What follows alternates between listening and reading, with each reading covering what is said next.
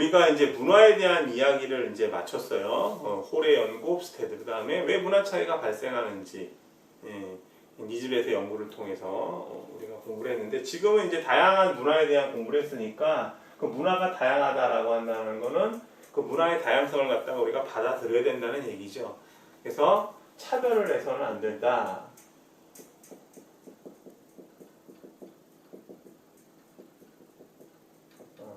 그러니까 동양 문화가 어떻다, 서양 문화가 어떻다 이런 걸 갖다가 서로 다른 입장에서 이해하려고 해야 되지. 그 문화가 서로 뭐 우리 문화가 더 낫다, 서양 문화가 좋다, 뭐 동양 문화가 나쁘다, 혹은 그 반대, 동양 문화가 좋다, 서양 문화가 나쁘다 이렇게 생각할 것은 아니다라는 거죠. 차별하지 않는다라는 거. 그래서 13, 14페이지 별로 중요하지 않으니까 제가 간단하게 넘어갈게요. 12페이지 보면은 이제 문화의 여러 가지 차원을 얘기하고 있는데, 첫 번째는 가장 한쪽에 있는 거, 그죠? internal dimension. 그래서 거기 보면 나이, 젠더, 그죠? age, 젠더, 나이, 성적 지향, physical ability, 장애냐, 비장애인냐, 그 다음에 ethnicity, 민족, 그 다음에 race, 인종 이런 것들. 두 번째로 드러나는 걸 우리가 external dimension이라고 해서 쭉 보시면은 뭐 수입, 그죠? 그 다음에 종교, 릴리전 이런 것도 보이고 일에 대한 경험. 그래서 여기는 이제 다양성의 차원을 internal, external, 그죠? 그 다음에 뭐 조직 차원 뭐 이런 식으로 봤는데요. 14페이지에 나오는 것도 똑같아요. 여기서는 다양성의 차원을 프라이머리 카테고리에서는 연령, 인종, 그죠? age, race, 그 다음에 ethnicity, 민족, 그 다음에 젠더, 성, 뭐 physical ability. 앞에서 얘기했던 internal dimension하고 큰 차이가 없죠. 그 다음에 세컨더리 카테고리는 보면 교육 수준, work experience, 교육, 일에 대한 경험, 그 다음에 marital status, 뭐 결혼 상태, 그 다음에 religious belief, 뭐 종교적 신념, 그 다음에 geographic location, 적도 지역이냐, 북방구냐, 남방구냐, parental status, 부모의 상태가 양부모냐, 편부모냐, 부모가 없느냐, 뭐 이런 것들. 그래서 다양성의 차원이 존재한다. 이 정도로만 이해하시면 좋고요. 14페이지를 여러분들이 15페이지를 여러분들이 보시면 될 것 같아요. 거기 이제 다양한 다양성에 대한 얘기를 했을 때 우리가 어떻게 차별을 하고 있는가. 그래서 차별하면 안 된다는 얘기죠. 거기 보시면은 discriminatory policies, 차별 정책이나 실제, 채용상에 있어서 차별하는 경우가 있어요. 예를 들면 연령 같은 경우, 지금은 이런 부분들이 많이 개선이 됐는데, 제가 취업할 때만 하더라도 남자 같은 경우 만 27세가 넘으면요, 만 27세, 우리 이제 세는 나이로 하면 28, 9세 정도 되면 금융기관에 들어가기가 쉽지 않았어요. 그리고 많은 다른 기업에서도 나이 제한이 보이지 않게 있었거든요. 근데 이런 부분들이 많이 없어졌죠, 그죠? 그러나 여전히 나이 제한은 보이지 않는 어떤 그런 벽이라고 할 수 있네요. 자, 그 다음에 또 뭐 승진 같은 경우에 이제 일부 여성에 있어서 승진이 제한되는 경우가 있는데, 그런 경우를 우리가 글래스 실링이라는 말을 써요. 유리 천장. 지금 이 천장이 보이는데 이 천장이 투명하게 보여서 올라갈 수 있을 것 같은데 뭔가 막혀 있다. 그래서 여성들에 있어서의 승진 제한을 말하는 거거든요. 글래스 실링. 이런 것들도 아주 그 차별적인 어떤 정책이죠. 그죠? 능력에 맞는 사람이라고 하면 성별에 따질 게 아니라 승진시키는 것이 상당히 중요하다고 생각합니다. 자, 그 다음에 이제 동일한 성과에 대해서 차별적으로 모상하는 경우는 정규직과 비정규직 문제가 그렇죠. 자, 그 다음에 섹슈얼 허레스먼트, 그죠? 성적으로 여러 가지 벌어질 수 있는 일들, 그죠? 일터에서. 그래서 뭐 남성이 여성에게 하는 경우도 있고, 혹은 여성이 남성에게 하는 경우도 있고, 그죠? 그리고 지역에 따라서 성적인 어떤 이런 허레스먼트가 어떤 지역에서는 허레스먼트라고 인정 안 되는 경우도 있고, 어떤 지역에서는 인정되는 경우도 있고, 그래요. 예를 들면, 뭐, 어떤 게 있을까? 뭐 불필요한 신체 접촉이 있을 때, 어떤 사회에서는 그걸 불필요한 거라고 생각 안 하고 호의적인 태도라고 볼 수 있고요. 뭐 예를 들면 버스에서 내려주는 뭐 여성을 남성이 이렇게 잡아줬는데 어떤 경우에서는 그게 성적인 어떤 희롱이다. 뭐 이렇게 얘기를 할 수도 있고요. 이것도 지역마다 또 차이가 있고 시대별로 좀 차이가 있을 수 있다. 근데 어쨌든 상대가 원하지 않는 것이 제일 중요하다라는 거예요. 자, 그 다음에 인티미데이션은 협박하고 위협하는 거. 공공연히 특정 조직 구성원들을 학대하거나 괴롭히는 경우, 그죠? 초등학교나 중고등학교나 이런데 이제 소위 말하는 왕따라는 거 있었잖아요. 그죠?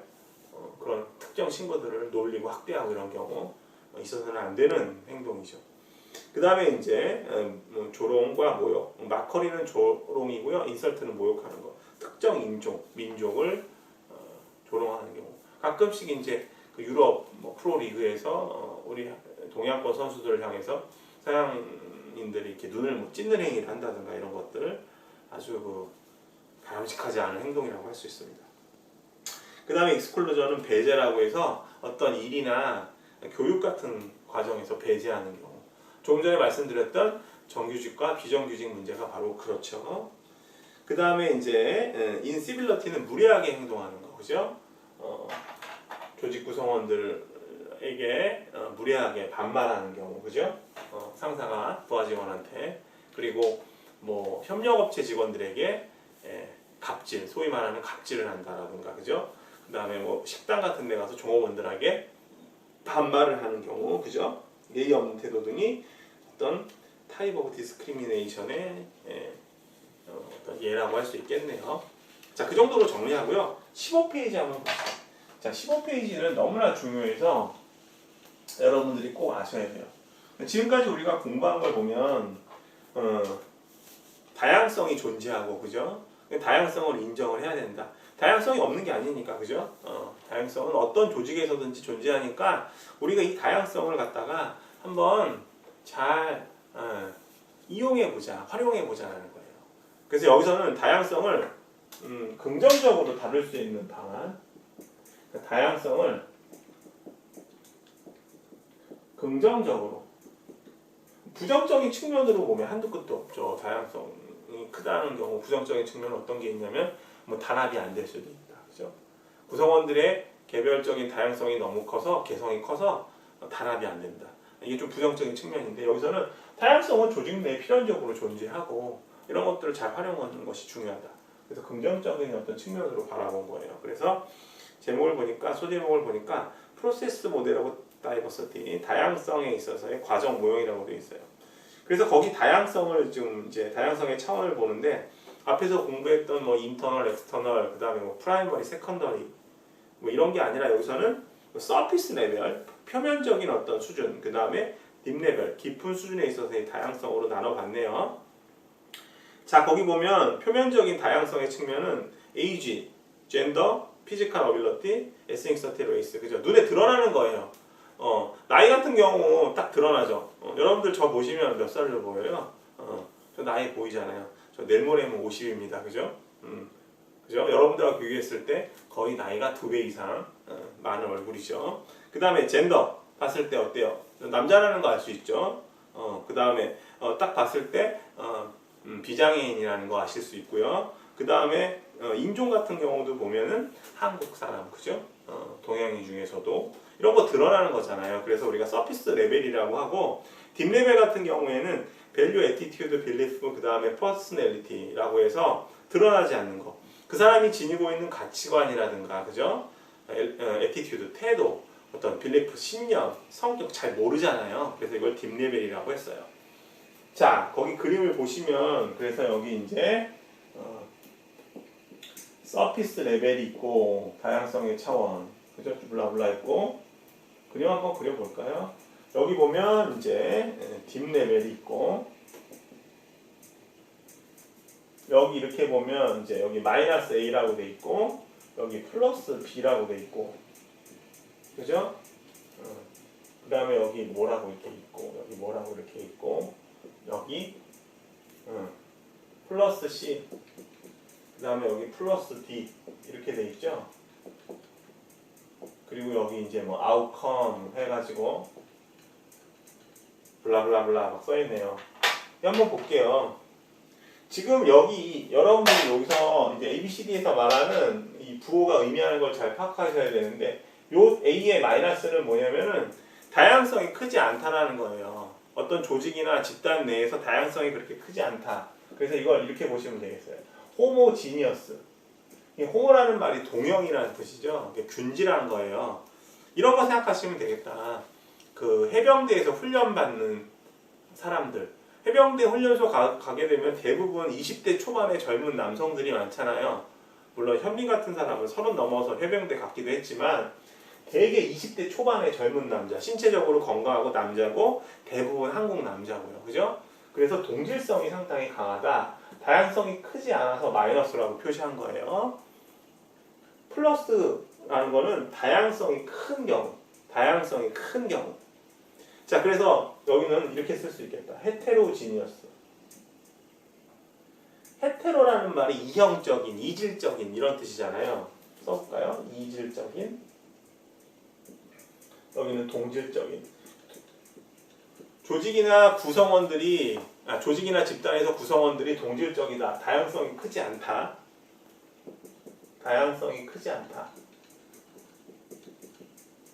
크지 않다. 이질적이다 그러면 다양성이 크다라는 거예요. 그러면 다양성이 크지 않은 경우 동질적일 때 어떻게 돼요? 여기 보시면 뭐라고 되어 있냐면 인터퍼스널. 인터퍼스널이니까 사람 간이네요. 그죠? 사람, 자, 사이간자를 써서 사람 간 프로세스가 어떻게 돼요? 어떻게 될까요? 어떻게 될까요? 사람 간 프로세스가 활발하게 일어날까요? 안 일어날까요? 활발하게 일어난다 안 일어난다라고 보기에는 말하기는 좀 정확하지는 않고 사람 간 관계가 어떻게 되냐면 금방 사람들이 친밀감을 느낄 수 있어요. 그죠? 친밀감. 그리고 연결성도 증대되고 그 다음에 응집성도 증대되고 쓸 자리가 없네. 이거 지워볼까요? 자, 해병대 훈련소에 가면은 몇 주간 훈련을 받고 이제 자대 배치를 받는데 헤어질 때 막 친구들, 동료들끼리 울어요. 왜냐하면 몇 주 동안 거의 2달 가까이 훈련 받으면서 정이 많이 들잖아요. 그죠? 그러니까 친구들끼리 연결성이 증대되어 있고 응집성은 똘똘 뭉치는 거거든요. 구성원들끼리. 이런 것이 증대될 수 있다. 자, 요거 하나 봅시다. 소셜 카테고리 티어리. 이걸 우리말로 바꾸면 사회, 소셜, 카테고리, 범주화 이론이라고 해요.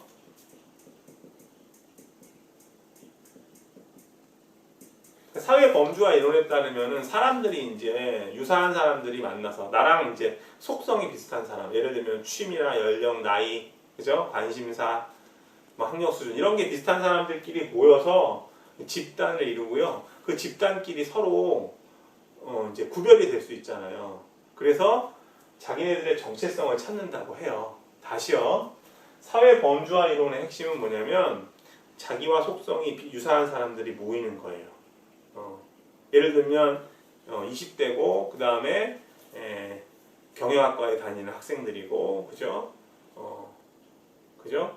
그 다음에 또 뭐 회계 쪽에 관심이 많은 친구들이 모여 있다 그러면 이런 사람들이 모이면 어떤 그런 특징이 유사하잖아요. 그리고 다른 어떤 집단들도 그런 사람들끼리 만나는 거예요. 속성이 유사한 사람들끼리. 그러면 집단별로 뚜렷하게 구분이 되고 집단 내 정체성이 발생할 수 있겠죠. 어찌됐건 사회 범주화 이론을 여기서 자세하게 설명할 수는 없는데 어쨌든 이러한 사회 범주화 이론에 따르면 구성원들이 동질적이면 동질적일수록 어떻게 되냐면 구성원 간 친밀감, 연결성, 응집성이 증대된다라고 한 거예요. 그래서 여기 C의 플러스는 호모지니어스, 뭐 헤테로지니어스 이런 개념이 아니라 여기는 파저티브의 의미다. 그죠? D도 마찬가지고요. D도 미리 얘기하면 결론을 내리면 사회 범주화 이론에 따르면 구성원 간의 다양성이 크지 않을 때 구성원들끼리 간의 어떤 관계 그리고 집단 내 그룹 다이나믹스는 집단 역학이라고 해서 집단 내 사람들이 서로 이렇게 활발하게 어울리고 그로 인해서 응집성이 발생하고 연결성이 증대되고 친밀감이 증대되는 걸 말하는 거라고 생각하시면 되겠습니다. 자, 그 다음에 그 밑에 거를 보면 어떻게 보시면 되나? 헤테로지니어스라고 돼 있잖아요. 그러니까 이질성이 큰 경우에 자, 예를 들어서 제가 지금 어떤 회사에 팀장으로 있는데 팀원들의 국적이 7가지라고 해봐요. 7개 국적이야. 그래서 뭐 이탈리아에서 온 사람도 있고 터키에서 온 사람도 있고 일본에서 온 사람도 있고 중국에서 온 사람도 있고 미국에서 온 사람도 있고 그렇다고 해봐요. 그럼 점심 먹자고 하면 뭘 하겠어요? 이탈리아에 온 사람들은 피자 먹자. 터키에서 온 사람들은 케밥을 먹자. 일본에서 온 사람은 초밥 먹자. 중국에서 온 사람은 짜장 중국집 가자. 그럴까요? 모르겠네요. 미국에서 온 사람들은 뭐 햄버거 먹자. 다양한 메뉴가 나오잖아요. 우리 같으면 뭐 한쪽에서 점심 먹을 때 뭐예요? 그러면 대부분 한국 사람이니까 된장찌개로 통일하자 그러면 그러고 가서 밥 먹잖아요. 다양성이 커서 어떻게 돼요? 그래 그러면은 이런 음식이 다 나올 수 있는 음식점에 가자. 그러면 각국의 음식을 서로 맛볼 수 있죠. 이와 같은 맥락으로 구성원들의 다양성이 크면 클수록 태스크 렐러번트 프로세스 과업 관련된 태스크 렐러번트니까 관련된 과업 관련된 써볼까요?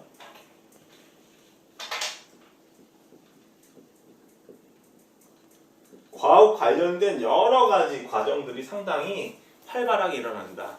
그러니까 예를 들면 어떤 이제 조직에서 처리해야 될 현안에 있어서도 다양한 백그라운드를 가지고 있는 이질성이 큰 사람들이 의견을 제시하면 서로 다른 관점에서 여러 가지 의견이 다양한 의견이 나올 수 있잖아요. 아까 식당에서 점심 식사 메뉴를 할 때도 7가지가 나왔잖아요. 된장찌개 하나 나온 것보다는 7가지 종류를 우리가 맛보는 게 맛있듯이 여러 가지 아이디어가 나왔을 때 과학 관련된 의사결정을 할 때 상당히 유리할 수 있다. 그래서 구성원들이 상당히 이질적인 경우 이 이론이 있어요. 인포메이션, 정보, 디시전 메이킹, 정보, 디시전 메이킹 티어리. 디시전 메이킹은 의사 결정이에요. 디시전 메이킹 티어리. 정보 의사 결정 이론에 의하면 구성원들이 다양성이 클수록 여러 가지 의견들이 나와서 그죠? 여기 플러스 D였죠. 의사결정에 상당히 유리하다. 그죠? 획일적으로 한 가지 생각만 하는 게 아니라 백그라운드가 다른 이질성이 큰 다양한 직원들이 여러 가지 의견을 제시해서 합리적인 의사결정을 할 수 있다는 거죠. 그래서 구성원 어떤 과정에 있어서는 응집성이 낮아서 상당히 구성원들끼리 연결성, 응집성이 증대된다. 긍정적인 측면이 있다는 거죠. 그래서 이 C와 D는 둘 다 파저티브한 거라고 보시면 될 것 같아요. 그래서 아웃컴 결과를 보시면은 태도나 행동이나 성과가 다 긍정적인 방향으로 이용된다. 초반에 말씀드렸듯이 다양성은 어떤 식으로 다룰 것인가? 긍정적으로 다룰 수 있을 것인가에 대한 방안이다라고 보시면 됩니다. 반대로 다양성이 너무 큰 경우에 혼란할 수도 있죠. 야 점심 먹자고 했는데 7가지 메뉴야? 야 그거 다 먹고 언제 들어가? 이렇게 볼 수도 있는데 그런 차원이 아니라 여기서는 긍정적으로 바라보는. 왜냐하면 전제는 조직 내 다양성은 필연적으로 존재할 수밖에 없으니까. 이렇게 보시면 되겠습니다. 자, 그래서 지금까지 이제 우리가 2장을 마쳤고요. 3장 한번 우리 공부해 보도록 하겠습니다. 3장 핸드아웃이 저쪽 테이블에 있어서 제가 잠깐 줍느라고 좀 시간이 걸렸어요. 자, 3장 지우고요.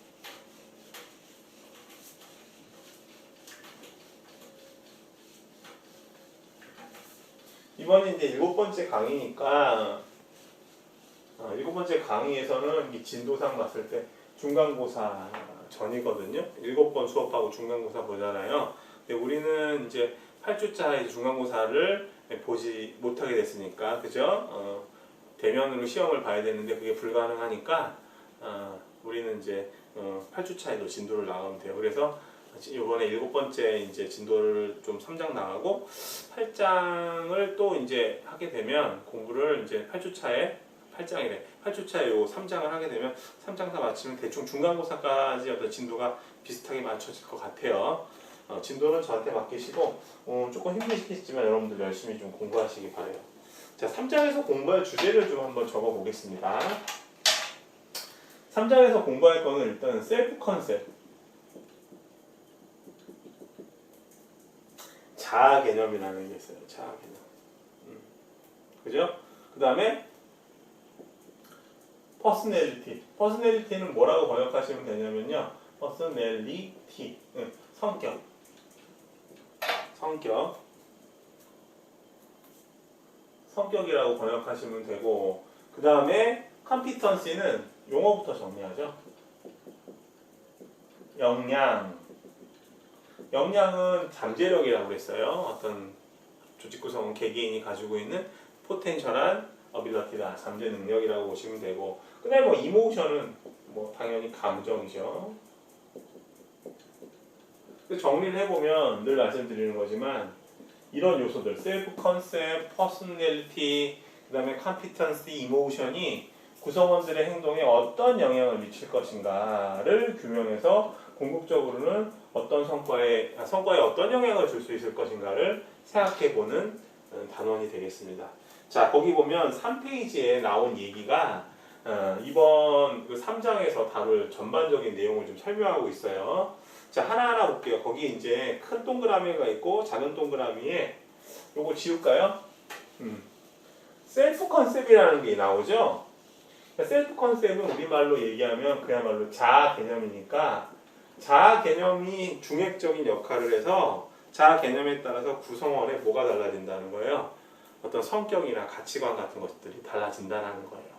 자, 그래서 기본적으로 성격이나 가치관이 왜 다른지를 이해하기 위해서는 자아 개념이 어떤 식으로 구성되어 있는지 살펴볼 필요가 있다.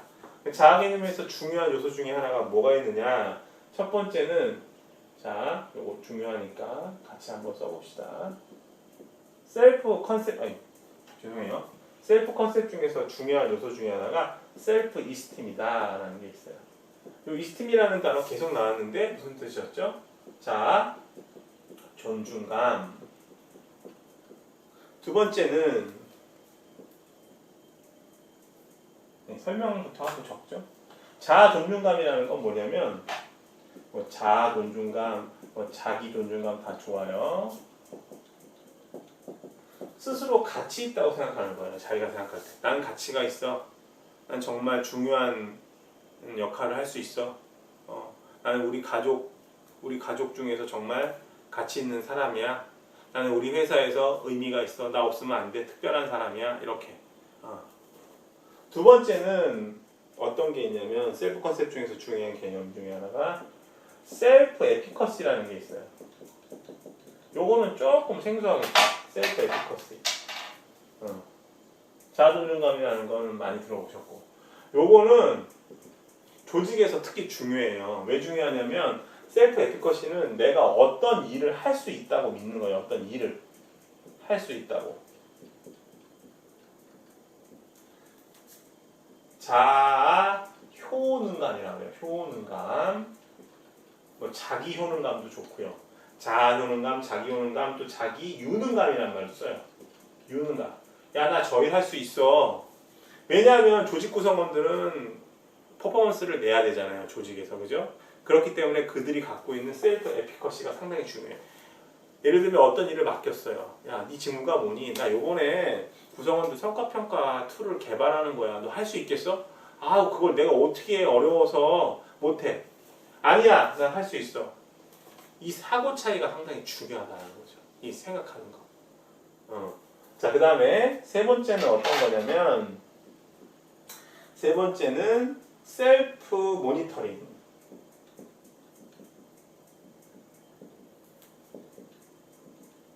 이거는 이제 자기 감시라고 해요. 이건 뭐냐면 개념이 외부 환경에 비춰봤을 때 내가 어떤 식으로 그 환경에 맞춰 나가는가. 외부 상황이 어떤 특정한 외부 상황이 존재했을 때 내가 어떻게 거기에 부합되도록 행동할 수 있는가. 이런 개념이에요. 그러기 위해서 어떻게 해야 돼요? 자기를 살펴야 되죠. 그죠? 이를테면 상당히 지금 막 엄격한 분위기야. 어떤 의식을 하고 있어요. 현충일에 우리나라를 위해서 돌아가신 분들을 이제 뭐 묵념하고 있는데 거기서 웃으면 안 되잖아요. 환경에 맞게끔, 그죠? 상황에 맞게끔 자기를 관찰하는 것. 이런 것이 이제 중요한 셀프 컨셉의 요소다. 자아 개념에 이렇게 정리하시면 되고요. 이런 것들을 바탕으로 개개인의 뭐가 달라지냐면 성격과 가치관이 달라질 수 있다는 거예요. 그죠? 그래서 이런 것들을 우리가 유니크 인디비주얼, 독특한 개인이라고 말할 수 있고요. 독특한 개인이 갖고 있는 그런 특징에 따라서 역량과 감정과 또 가치관과 태도가 달라질 수 있다라고 보시면 돼요. 그러니까 이 셀프 컨셉은 상당히 좀 근원적인 측면이 있죠. 자, 여기까지 설명하고요. 우리 이어서 4부 보도록 하겠습니다.